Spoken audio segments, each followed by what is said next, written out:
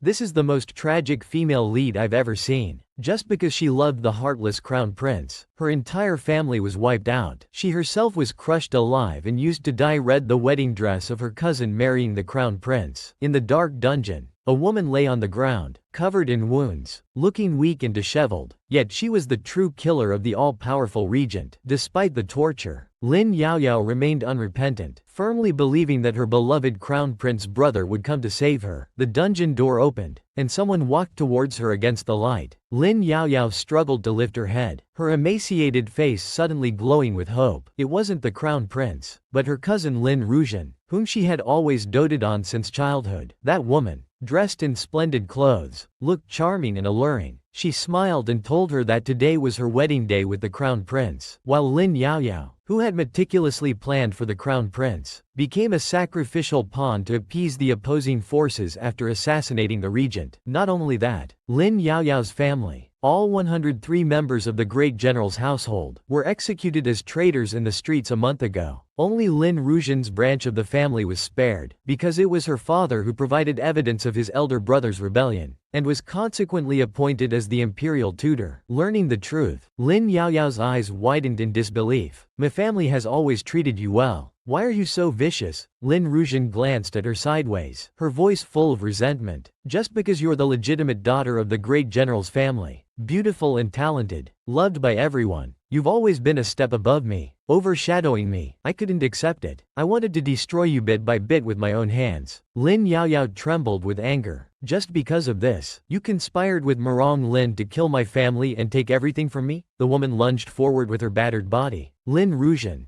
I'll kill you." But after just 2 steps, she was yanked back by the chains on her shoulder blades. Whimpering as she fell to the ground, Lin Regent stepped on the woman's face, her expression malicious and mocking. "The once glorious legitimate daughter of the great general's family, now crushed under my foot like a cockroach. Today is my wedding day with the crown prince, and we're missing a wedding dress. Why don't you sacrifice your flesh and blood to dye the most beautiful wedding dress for me?" As soon as she finished speaking, a gleaming bone-crushing machine was brought into the cell, accompanied by Lin Regent's malicious laughter. The dungeon floor was soaked with blood. Under the bone-crushing machine, all that could be seen was the woman's crimson blood and unwilling heart. "Yaoer, Yaoer." In her daze, Lin Yaoyao was awakened by a familiar voice. "Mother?" The young girl opened her eyes in confusion. She found her mother, who had passed away 3 years ago, sitting by her bedside, wiping her tears with joy and fear. "How did you fall into the lotus pond? If we hadn't found you early, it could have been fatal." "Lotus pond?" Lin Yaoyao was stunned. The scene of being killed by Lin Regent under the bone-crushing machine was still vivid in her mind. Why was her body now intact? And why had she become smaller? She inadvertently touched a sandalwood-carved magnolia hairpin. Lin Yaoyao remembered this was a 12th birthday gift from her brother. Unfortunately, it ended up with Lin Regent after just a few days. Now that the hairpin was still here, could it be that she had returned to when she was 12 years old? In her previous life, she had misplaced her affections on the treacherous and vile crown prince. After being coaxed into assassinating the all-powerful regent, she tragically became a pawn. Her entire family was killed, and she herself was crushed to dust by the cousin she had always doted on. Waking up again, Lin Yaoyao had returned to when she was 12 years old. Her father, brother, and mother were still safe and sound, and the second branch of the family that had caused their demise had just arrived in the capital from Jiangzhou. Meeting again, cousin Lin Regent innocently nestled against their grandmother, obediently massaging the old lady's legs and shoulders, while Lin Yaoyao bowed respectfully. She seemed to see again all that blood and the horrific state of her own flesh and bones. "We meet again, my dear sister." Lin Regent trembled slightly under her gaze, her eyes lingering on Lin Yaoyao's clothes and accessories. As expected of the legitimate daughter of the great general's family, truly exuding wealth and nobility, Lin Yaoyao smiled as usual and took Lin Regent's small hand, saying affectionately, "Sister, since you rarely come to the capital, you must stay for a while, at least until after the 15th day temple fair before going back." Lin Regent's expression changed. "Go back? I don't want to return to that backwater Jiangzhou." Her father had squandered all the family's assets and offended a powerful local nobleman, forcing the family to seek refuge with their grandmother in the capital. Along the way, she had been dazzled by the prosperity of the capital. At the city gate, she had seen that all-powerful regent. The man's extraordinarily handsome face had captivated Lin Regent. although she wasn't worthy of him now. The desire to stand beside that man kept growing in Lin Rujian's heart. If she could replace Lin Yaoyao and become the legitimate daughter of the great general's family, wouldn't she be worthy of the regent? Through him, she could stand at the pinnacle of Da Wan. Little did she know that all her ambition was clearly seen by Lin Yaoyao. This time, Lin Yaoyao was determined to keep her second uncle's family firmly under control. Seeing her daughter's inappropriate behavior, Lin Rujian's mother quickly gave her a warning look. Lin Rujian immediately teared up. She knelt on the old lady's lap, pitifully saying that she couldn't bear to leave her grandmother and wanted to serve her for life. Just as the old lady was about to respond, Lin Yaoyao quickly pulled up the pitiful Lin Rujian. Sister, what nonsense are you talking about? A girl will eventually marry. Grandmother wouldn't want to hold you back. The warm atmosphere between grandmother and granddaughter was thus broken, and Lu Jing's topic was also diverted elsewhere. Seeing it was getting late, the old lady brought up the issue of accommodating the second branch again. Lin Yaoyao once more took control of the conversation. Why don't we settle uncle's family in the general's mansion's guesthouse? It's quiet and spacious there. Much better than an inn. What do you think? Lin Rujian's mother, Lu Huayue, stared blankly at the young girl before her, and could only reluctantly agree. Lin Yaoyao narrowed her eyes and smiled lightly. This time, she absolutely wouldn't let this family freeload at the Zhengguo general's mansion again, always plotting to harm her family. Get far away from me, all of you. Just then, the welcoming banquet prepared for the second branch family began. Her half-sister Lin Yaofeng and cousin Lin Rujian from the second uncle's family were seated at her table. As soon as the banquet started, both of them set their eyes on the pink glass hairpin on Lin Yaoyao's head. She was originally the noble and gentle legitimate daughter of the Zhengguo general's family, but was tragically killed along with her entire family due to the second branch who came seeking refuge. Reborn, Lin Yaoyao would no longer endure silently. She was determined to make those who had harmed her pay. At the welcoming banquet for her second uncle's family, her half-sister Lin Yaofeng and cousin Lin Rujian from the second branch had strange expressions. They felt that Lin Yaoyao was inexplicably frightening today, but still couldn't suppress the greed in their hearts. The two were quickly captivated by the pink glass hairpin on Lin Yaoyao's head, greedily begging to take a closer look. Lin Yaoyao slowly pulled the hairpin from her black hair, saying leisurely that this hairpin was originally a tribute item, bestowed by the current emperor and consort Pei. If you two sisters like it, you can have it. After all, we're family. Lin Yaoyao dangled the hairpin in front of them, as if teasing puppies. The tone suddenly changed. But there's only one hairpin. Which sister should I give it to? In her past life, her kindness and generosity had become their chips for recklessness, treating her like a fool to be plundered at will. This time, she wanted to let them know who the real fool was. As expected, as soon as Lin Yaoyao finished speaking, Lin Yaofeng and Lin Rujian glared at each other. The two who had just joined forces were now at odds because of her one sentence. Lin Yaoyao smiled. Since both sisters want it so much, why don't I throw it in the air? And whoever catches it can keep it. As soon as she finished speaking, Lin Yaoyao tossed the glass hairpin towards the ceiling. Lin Rujian and Lin Yaofeng looked nervous and quickly rushed to where the hairpin was falling. Both tightly grasped the fallen hairpin,